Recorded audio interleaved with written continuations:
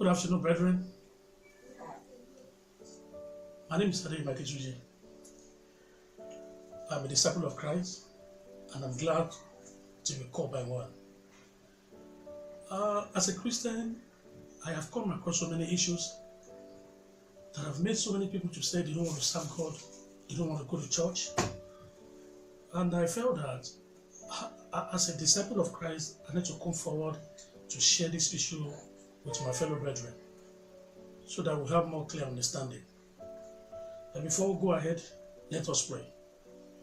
Heavenly Father, we thank you for this glorious day. We give you glory, honor, and adoration. Your name be glorified forever in the name of Jesus. Father, you have sent me to the world to be a disciple of all according to your word. Father, as your word be going out, Father, let it have an impartation in the mighty name of Jesus Christ. Let souls be won to you in the name of Jesus. We bless your name. For in Jesus' mighty name I have prayed. Amen. Hallelujah. Brethren, once again, it's my pleasure to be with you on a glorious day like this. I have understanding that some will have objection to true and genuine salvations due to the following reasons. Number one, some will say, I'm not a great sinner, so therefore I don't need Jesus. And I remember I've once said that before God saved me, and I'm glad to be saved.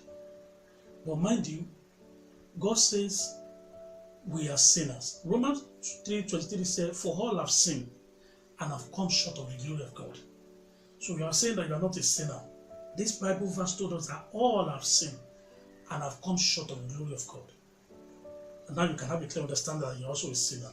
But I've come to you today in the name of Jesus Christ so that your sins may be forgiven. And I pray your sins shall be forgiven in the mighty name of Jesus Christ. And now, the second point that I found so interesting is this. Some will say, I'm a Baptist. Some will say, I'm a Methodist. I'm a Deeper Life, MFM, and Redeemer, even Catholic, and so on and so forth. So therefore, they have a doctrine that they are following. But the kingdom of God, nothing of such. Please note this, brethren. We have many people that go to church every Sunday. On Sunday is coming right now. You see people trooping out to attend their various services in their churches. But you know what? I understand that we have failed as a Christian. We have failed as a disciple of Christ, towards achieving what Christ has commissioned us to achieve. One thing that I found so disturbing is, brethren, is that rather church leaders across the world are more interested in the financial strength and the mighty structures of the church. Churches that will house hypocrites. We have failed to build people, rather we are building structures full of people that are poor, that are not even sure of their salvation. Meanwhile, our primary activities as a disciple of Christ is soul winning. To go out there and win souls and win this world for Christ. Brethren, I have a news for you. Church membership does not save anyone. Church membership does not take anyone to heaven. In heaven, there is no church, and the judgment shall be individually. Jesus said in John 3:3, he said, unless a man be born again, he cannot see the kingdom of God.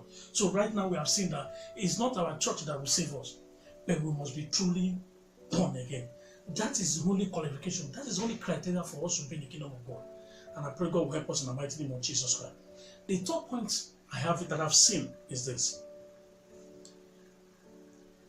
There are hypocrites in the church. I don't want to join the workforce.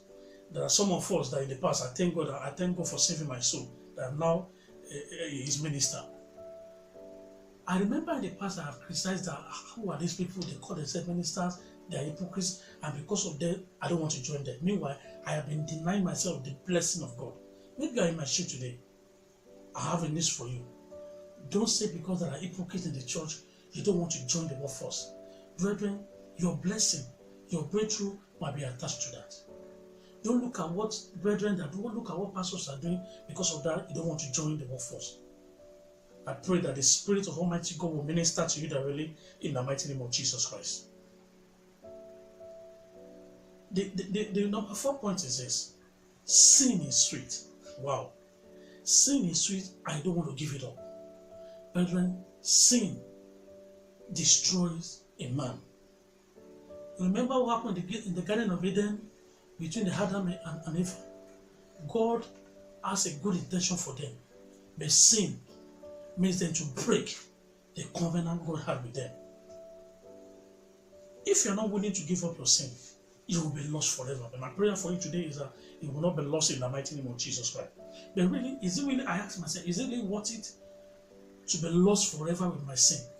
When it is written in the book of Mark 8:36, it says, what shall it profit a man to gain this whole wide world and lose your soul in hell? My brother, my prayer for you today is that you will not lose your soul in hell in the mighty name of Jesus Christ. Another point that I've also found disturbing is this. Some of us are waiting until we become a better person. That no, I'm not a good man. I am a fornicator.